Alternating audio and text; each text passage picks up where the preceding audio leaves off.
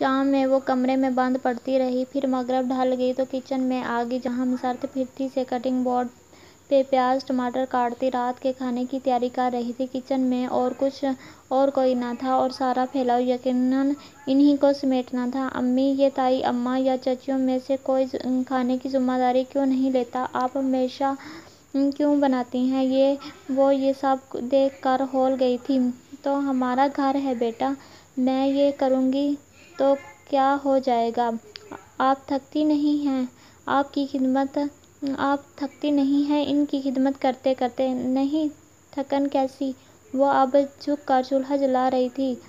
اچھا بتائیے کیا بنانا ہے، میں کچھ کرا دوں؟ بریانی تو بنانی ہی ہے، باقی مہتاب بھابھی سے پوچھتی ہوں۔ اور اسی پل مہتاب تائی نے کچن کے دروازے سے جھانکا۔ کھانا بنانا اب شروع بھی کر دو مسرت، روز دیر ہو جاتی ہے۔ مسرت چولہا جلاتے فوراً پلٹی۔ جی بھابھی، بس شروع کر رہی ہوں۔ آپ بتائیے بریانی کا وسیم بیٹا کہہ گیا تھا، ساتھ کیا بناؤں؟ وہ دوپٹے سے ہاتھ پونچھتے ان کے سامنے جا کر پوچھنے لگی۔ ساتھ مٹر قیمہ بنا دو، کباب بھی تل لینا، آلو کا ایک سالن بھی بنا لو، سلاد رائتا بھی نہ بھولنا۔ جی، اور میٹھے میں کیا؟ دیکھ لو۔ وہ بے نیازی نخوت سے گویا ہوئی۔ پڈنگ بنا لو یا ڈبل روٹی کی کھیر؟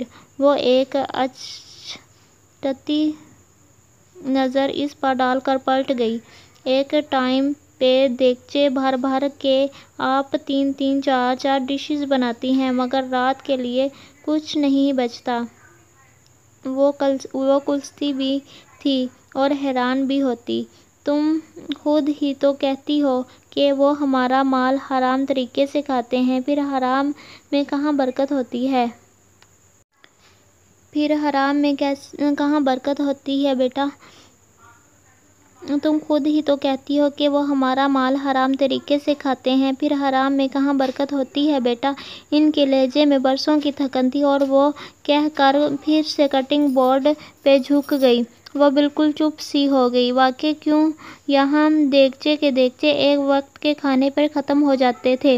اس نے تو کبھی اس پہلو پہ سوچا ہی نہ تھا، اور اماں بھی ان کے ہر ظلم و زیادتی سے آگاہ تھیں، پھر بھی چپ چاپ سہتے جاتی تھیں۔ ہمارا مال؟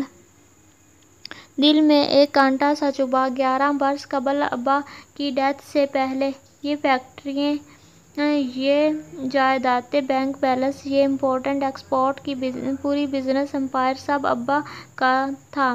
اور یہ آغا خان جو راجہ بازار میں کپڑے کی ایک دکان چلاتے تھے، غفران چچا ایک معمولی سی کمپنی میں انجینئر بھرتی تھے، اور آرزو کے والد اسد چچا، وہ تو وسیم کی طرح تھے، بے روزگار، نکمے، نکھٹو اور نالائق۔ پھر کیسے ابا کے چہلم کے بعد وہ اپنے کرائے کے گھر خالی کر کے باری باری ادھر آ بسے۔ یہ آغا ابراہیم کا گھر، آغا ہاؤس، 3 منزلہ عالیشان محل نما کوٹھی تھی۔ نچلی منزل پہ آغا جان کی فیملی نے بسیرا جمایا، بالائی پہ فضا چاچی نے، اور سب سے اوپر منزل پہ اسد چچا کی فیملی کا قبضہ تھا۔ وہ چند دن کے لیے آئے تھے، مگر پھر وہ چند دن کبھی ختم ہی نہ ہوئے۔ بات بے بات جگہ کی کمی کا رویا جاتا تھا، یہاں تک کہ ماسٹر بیڈ روم سے مسرت اور محمل کو نکال کر اسٹور میں شفٹ کر گیا۔ وہ اس وقت چھوٹی تھی، شاید 9 10 برس کی، مگر جیسے جیسے شعور کی منزلیں پار کی تو اندر ہی اندر لاوا پکتا رہا۔ اب تو عرصہ ہوا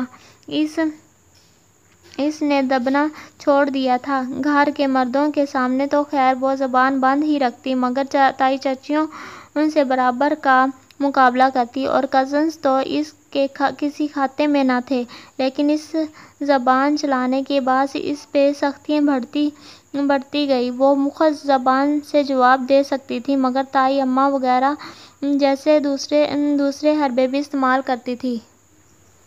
جب سے اس نے اپنی ذاتی جیب خرچ کے لیے ایک دوست کے والد کی اکیڈمی میں ٹیوشن دینی شروع کی تھی، اس کو گھر واپسی میں دیر ہو جاتی تھی، اور نتیجتاً یا قاصداً اس کے لیے دوپہر کا کھانا نہ رکھا جاتا تھا۔ ایک دفعہ امی ایک روٹی اور سالن کی پلیٹ بچا کر کمرے میں لے گئیں، مگر تائی مہتاب کی نگاہ پڑ گئی، اور گھر میں بھوچال ہی آ گیا۔ وہ باتیں سنائی مسرت کو، ایسے چوری کے الزام و القابات سے نوازا کہ امی پھر کبھی اس کے لیے کچھ بچا کر کمرے میں نہ رکھ سکیں۔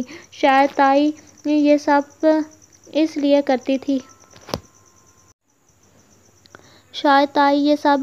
کرتی تھی تاکہ وہ ٹیوشن چھوڑ دے اور جو 1500 روپے اس ٹیوشن سے ملتا ہے وہ اسے نہ ملا کرے۔ اور ٹیوشن کی اجازت بھی تو کتنی منتوں سے اسے ملی تھی۔ جب سب کے سامنے ہی اس نے پوچھ لیا تو شروع میں تو سب ہی اکھڑ گئے، لیکن اس کا فکرا کہ ٹھیک ہے آج 1 تاریخ ہے، لائیے آغا خان میری پاکٹ منی نکالیے، مگر وہ اتنی ہی ہو جتنی سدرا اور مہرین باجی کو ملتی ہے، کیونکہ اگر مجھے پاکٹ منی نہ ملی تو میں سدرا اور مہرین کے ہر اچھے اور مہنگے جوڑے کو آگ لگا دوں گی۔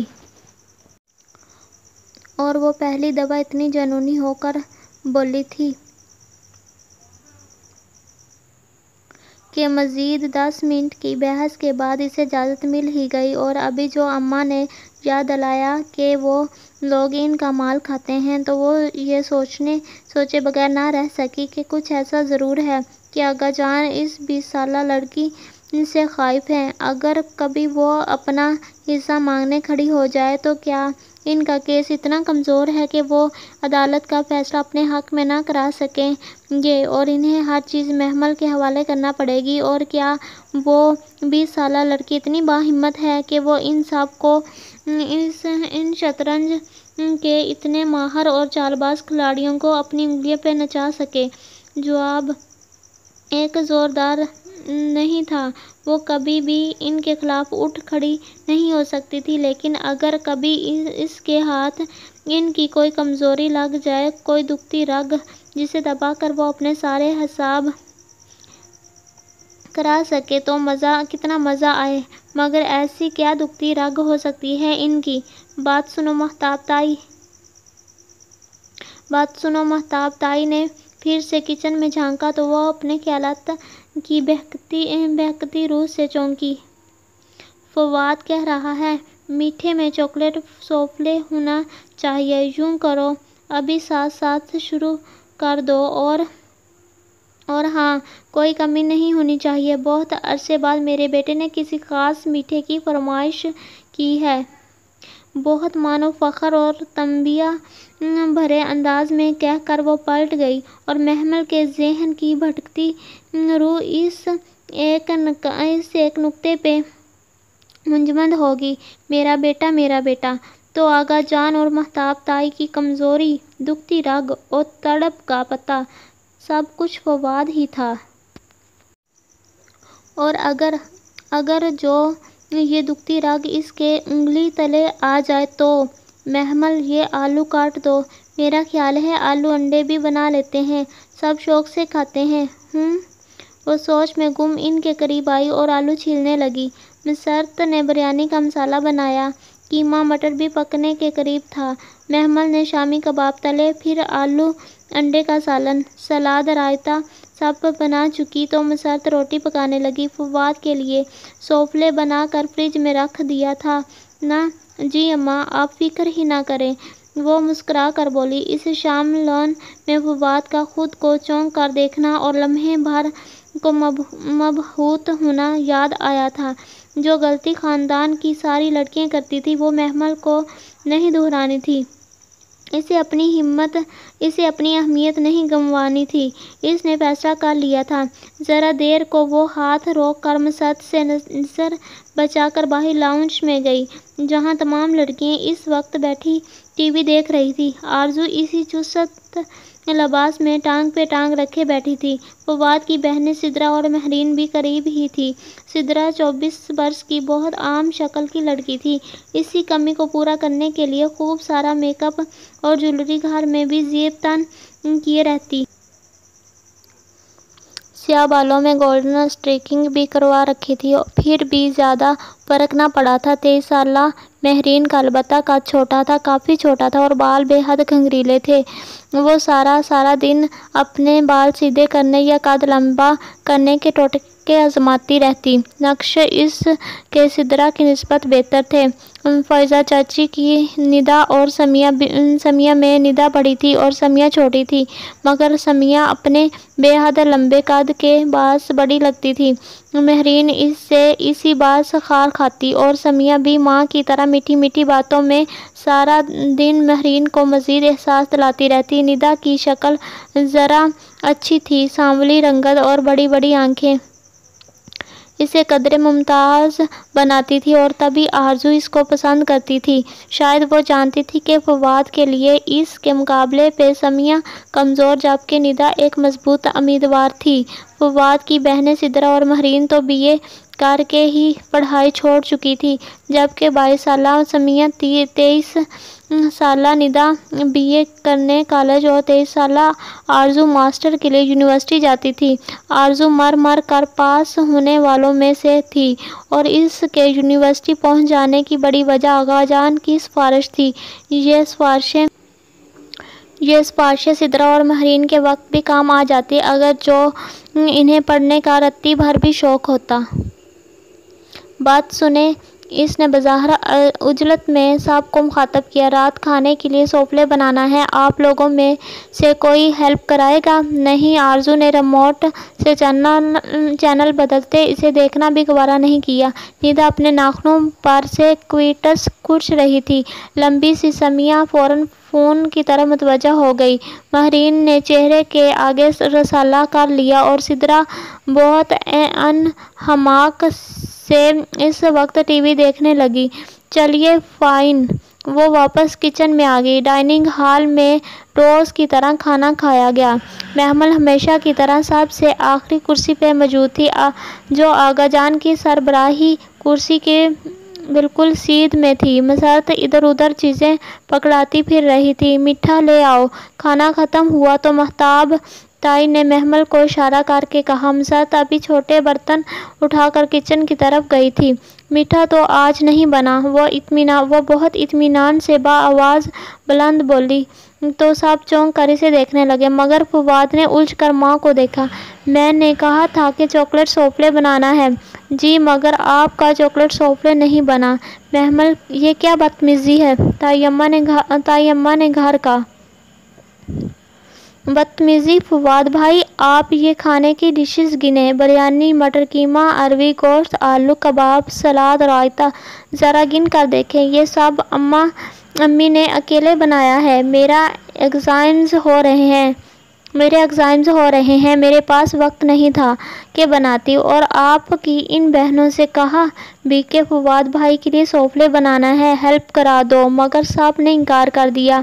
अब इतना सब करना और ऊपर से मीठा बनाना हमारे बस से बाहर था। सॉरी, मैं कल बना दूंगी। या अगर मेरी अम्मी की थकन से बढ़कर आपको अपना टेस्ट अजीज़ है तो मैं इन्हें कह देती हूँ। अम्मी, इसने आवाज़ लगाई और जहाँ लड़कियाँ बेचैनी से पहलू बदल रही थी और महताब ताई कुछ सख्त सुनाने ही लगी थी, वो कह उठा, नहीं, इट्स ओके, मैंने ख्याल नहीं किया कि तुम्हारे एग्ज़ाम है। और मम्मी, इसने माँ को तंबी निगाहों से देखा। किचन का काम सिर्फ महमल और मसरत चाची की ज़िम्मेदारी नहीं है। इन सारी नवाबजादियों को भी कहा करें। हाथ तो बटा सकती हैं ये। हाँ तो करती तो हैं। हाँ ठीक है। आगाजान ने नैपकिन से हाथ साफ करते बात ख़त्म करना चाहिए। जो इन जवान बेटा जो इनसे ऊंचा था, इसकी बात के आगे इन्हें अपनी बात कमज़ोर लग रही थी। महताब ताई पहलू बदल कर रह गई। नाइमा चची ज़ेरी लब कुछ बड़बड़ाई और फ़ाइज़ा चची भी खामोश सी हो गई थी। लड़कियां अलग शर्मिंदा। वो इत्मीनान से फवाद के उठने से कबल ही उठ गई थी। मसरत को बर्तन उठाते पहले तो इल्म ही ना हो सका कि क्या हुआ है, और जब हुआ तो माफ़ी तलाफ़ी करने लगी। अंदर आकर महमल को भी डांटा, मगर वो परवाह किए बगैर किताबों में सर दिए बैठी रही। फवाद के उठने के बाद यकीनन ताई ने बहुत सुनाई थी, मगर फवाद के अल्फाज का असर ज़ायल नहीं कर सकती थी। इसके घर में एक मजबूत हैसियत थी। اور پہلی دفعہ کسی مضبوط حیثیت والے نے محمل اور مساعد کی طرف داری کی تھی۔ سو بہت سی خواتین رات کو کڑتے ہوئے سوئی تھیں۔ صبح کالج بس کے لیے وہ اسٹاپ پہ رکھے بینچ کی طرف آئی تو ذہن ابھی تک ادھر ہی الجھا تھا۔ بینچ پہ بیٹھے ہوئے اس نے سرسری سا دیکھا۔ وہ سیاہ فام لڑکی اسی طرح بیٹھی تھی، گود میں رکھی کتاب کے کناروں پہ مضبوطی سے ہاتھ جمائے خاموشی سے سامنے دیکھ رہی تھی۔ وہ جمائی روکتی بیٹھ ہی گئی اور بے دلی سے بس کا انتظار کرنے لگی۔ اس نے وہی کال والا اجرک کا کرتا جینس کے اوپر پہن رکھا تھا اور بال اونچی پونی میں بندھے تھے۔ سوچ وہی فواد کے ارد گرد گھوم رہی تھی۔ صبح وہ جلدی نکلتی تھی، تب تک وہ نیچے نہیں آیا ہوتا تھا۔ اس کا کمرہ دوسری منزل پہ تھا۔ جو تھی تو غفران چچا فائزہ چچی کی اماں جگہ، مگر وہ کنارے والا کمرہ فواد کا پسندیدہ تھا، سو وہ اس کو عرصے پہلے الاٹ کر دیا گیا تھا۔ فائزہ چچی کی 2 بیٹیاں اور 1 بیٹا حسن ہی تھے، سو وہ کمرہ ان کی ضرورت سے زیادہ تھا، اور یہ تو محمل کا دل ہی جانتا تھا کہ وہ کمرہ تو ابا نے بنوایا ہی اس کے لیے تھا۔ مگر سیاہ فام لڑکی اسی خاموشی سے سامنے دیکھ رہی تھی اور بور ہونے لگی تو ادھر ادھر گردن گھمائی۔ سیاہ کتاب دیکھ کر کل کا واقعہ یاد آیا۔ یہ کتاب کب ملی تھی آپ کو؟ یہ کتاب کب ملی تھی آپ کو؟ بغیر تمہید کے اچانک سوال۔ اس لڑکی نے اطمینان سے گردن اس کی طرف موڑی۔ 2 سال پہلے۔ یہ کس 2 سال پہلے یہ کس نے آپ کے لیے خصوصاً چھوڑی تھی؟ ہے کوئی؟ وہ ذرا سا مسکرائی۔